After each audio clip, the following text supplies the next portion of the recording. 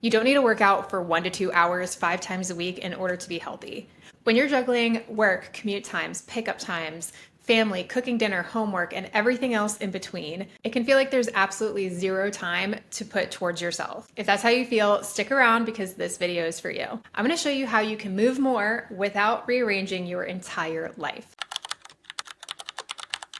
If you're new, hi, welcome. I'm Angelica. I'm an online health and fitness coach, and I also work a 9 to 5 corporate job. So I understand the struggle of trying to balance work and life and everything else that you want to do, all within a limited amount of time each day. If you're returning, welcome back. I'm so happy to have you here. This is the third video in my 9 to 5 Fit series where I'm sharing all of the tools, tips, tricks, resources, everything I can think of that has helped me get fit and stay fit while having a 9 to 5 job. So if that sounds like something that would be helpful to you, go ahead and hit that subscribe button so you don't miss future videos. All right, so first, before I dive into the practical application tips that I have for you, I want to talk about reframing what we think of as movement, because this is something that I struggled with in the beginning of my fitness journey. I felt like if I wasn't sweating, sore, tired, crawling out of the gym, and not able to walk up the stairs the next day, then I didn't have a real workout. It wasn't a good enough workout, and it wasn't going to count towards my fitness goals. And that is absolutely not the case. But I know that a lot of people can still have that belief or that feeling that unless they're sweating and they're super tired and they're super sore, then it's not a good workout. Workouts should actually leave you feeling more energized than they do, dying in a puddle of sweat on the ground. Like, yes, sometimes those types of workouts are really fun and really good. And it's just like you feel really accomplished giving everything you have. But then if you're sore for 3, 4, 5 days afterwards and not able to move, you're actually doing a huge detriment to yourself. So I want you to just reframe your mindset around what movement actually is. And that's everything. Everything counts as movement, whether it's walking, from the back of the parking lot instead of parking up close, or, taking a 1 hour walk after dinner, or doing an intense HIIT workout, or doing a strength training workout, or doing a yoga class, or whatever the case may be.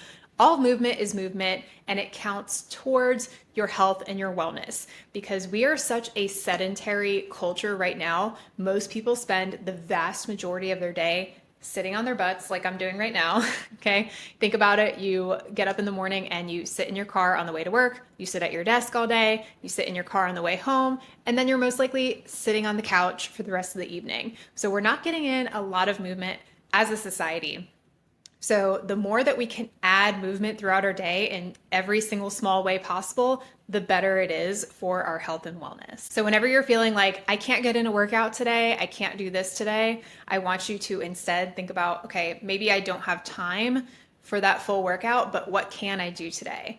Can I implement a walk? And I've talked about this in the other episodes or in the other videos from this series.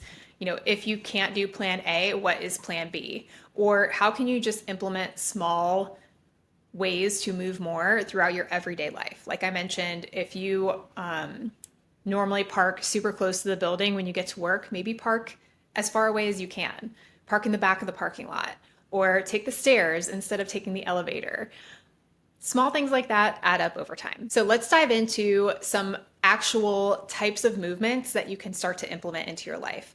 Number one, of course, is going to be a structured workout program. Now, yes, you can just, do random workouts a few times a week, and especially as a beginner, you will see some results from that. However, I do recommend finding a structured program.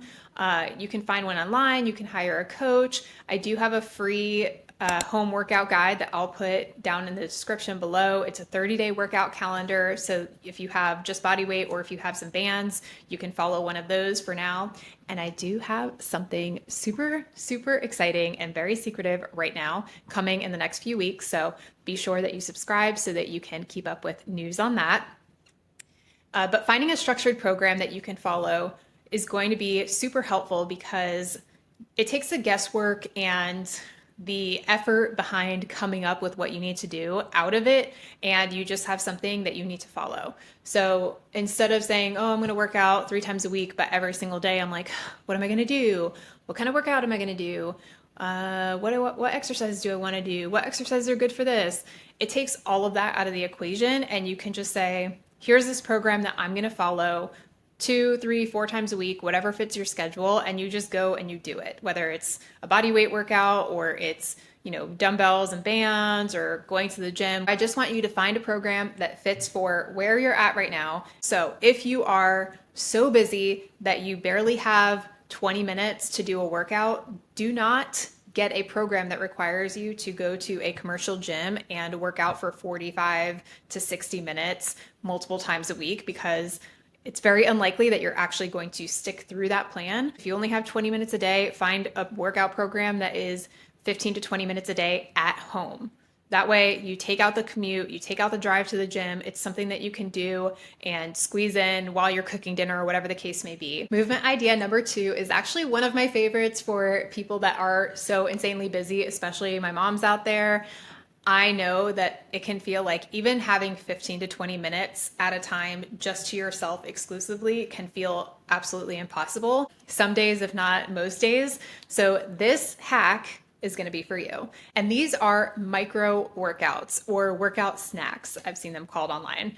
This is where you're doing something so super teeny tiny at random times throughout the day. This can be 15 squats while your coffee is brewing. This can be holding a 1-minute plank before you jump in the shower. It can be doing 10 push-ups before you get on a work call. Whatever it is, doing some kind of movement, some kind of exercise for just like a minute or two throughout the day, doing it a few times. And basically it's not really taking up any of your time. You're not having to worry about getting sweaty, so you can like do these in your work clothes or whatever. But then when you combine it as a whole, you've basically done like a workout throughout your entire day, just split up into teeny tiny little snack size increments. This can be very, very helpful. Like I said, for those of you that feel like even getting 15 to 20 minutes combined at one time can feel really impossible sometimes. So splitting it out throughout the day makes it, less stressful for you, a lot easier to get through the entire thing. And there's less friction between you and completing the action, right? If I say do a 15-minute workout, you're like, okay, I've got to figure out when I'm going to do that. I have to put on my gym clothes and like, do I need equipment? If I say do 15 body weight squats right now, you can do that. I could do that in my sundress right now and that would be fine. So there's a less friction, which means you're more likely to complete it. Some of my favorite little micro workouts are just things like I mentioned, some body weight squats or some lunges, doing some push-ups or a plank hold. You can even get some resistance bands and do like some bicep curls or some banded squats or whatever you like to do. Next up, we have walking, which even though I feel like a lot of people are talking about walking and how amazing it is for your overall health and wellness and how great it can be for weight loss, I still feel like it is underrated and underappreciated by most people. I think this goes back to what we talked about at the beginning of the video, having that mindset of like, if it's not super hard and I'm super sweaty and I'm super sore and I'm super tired afterwards, then it's not a real workout. So walking can feel like, what is this even doing? Because I'm always sweaty after a walk because I live in Florida, but you're like, I'm not really sweaty. I'm not really sore. I don't feel like I'm exerting myself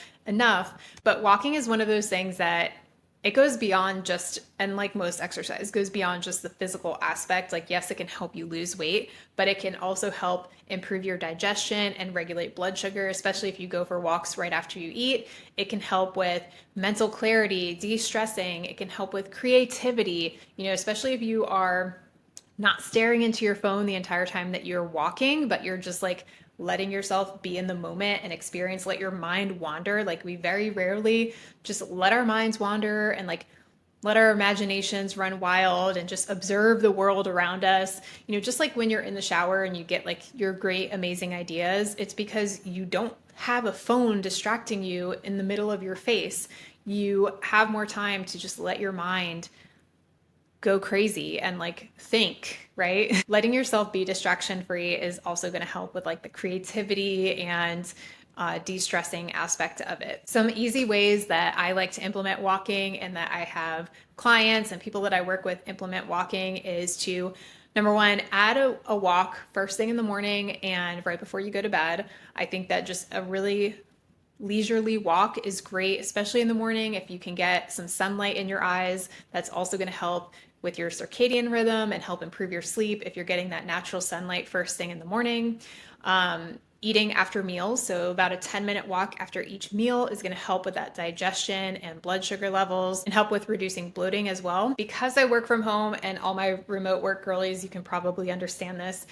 It's really hard to have that separation between work life and home life in the evenings. It's really easy to kind of like carry it over and like carry that stress and like thinking about things that you need to do at work when you work from home because your computer's right there or like in your office or whatever. You don't have that time between like you would if you had a commute. So right after work, shut the computer. I go on a long walk with my dog. He loves it. I love it. Helps me to de-stress and just kind of build that separation between the day. And you can do that even if you do have a commute. Once you get home, go for a walk. Like you've been sitting in your car and probably stewing over something that happened, or maybe like the rush hour traffic kind of got to you. So as soon as you get home, just go for a walk, let yourself breathe, let go of that negativity, and just bring yourself into a place where you can mentally enjoy the rest of your evening. Because I know that that time is so precious and so short during the work week. We really just need to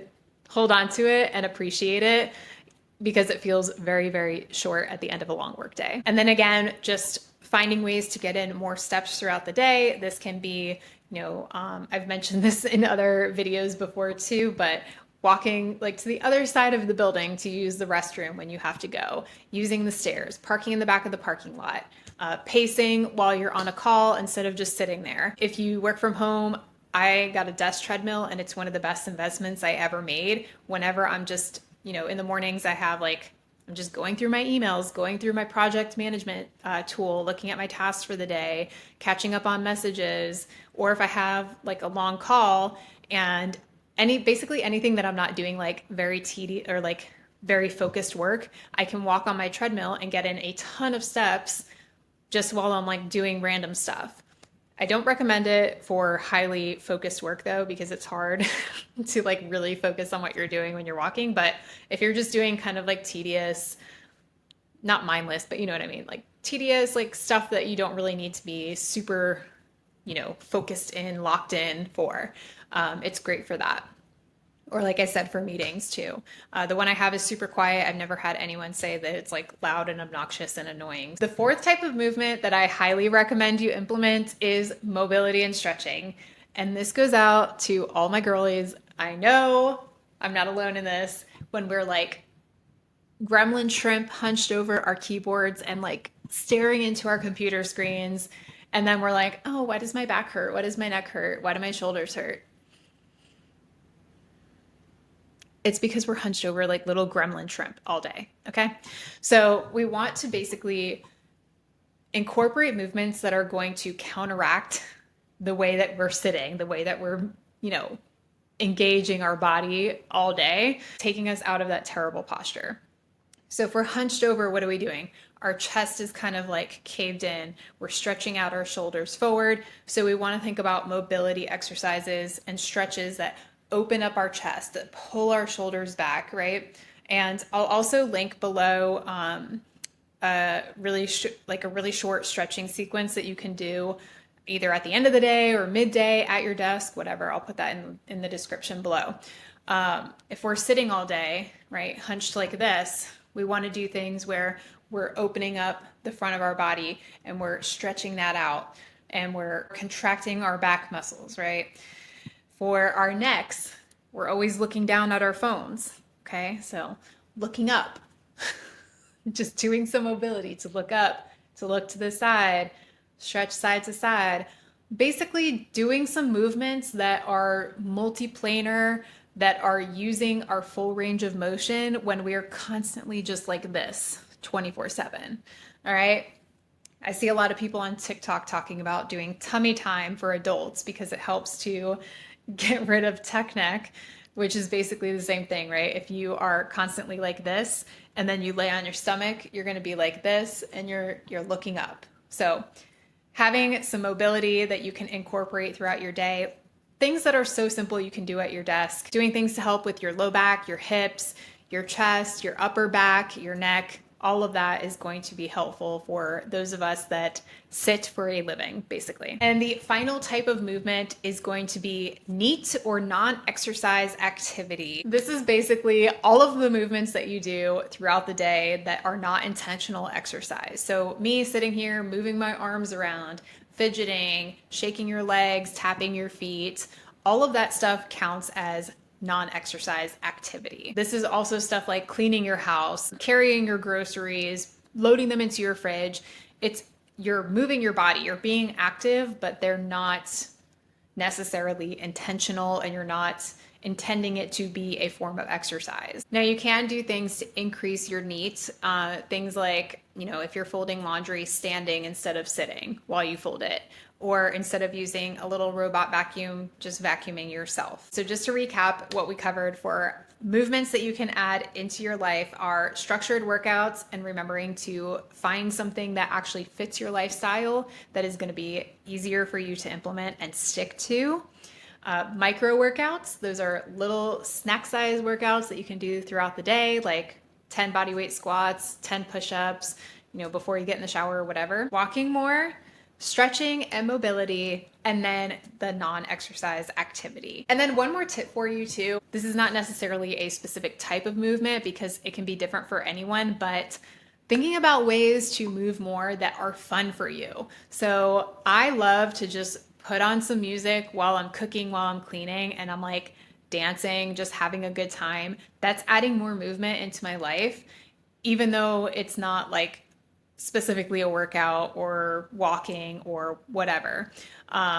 You can also do things like jumping on a rebounder or on the trampoline or biking or whatever it is that just gets you excited, that makes you happy, that you enjoy doing.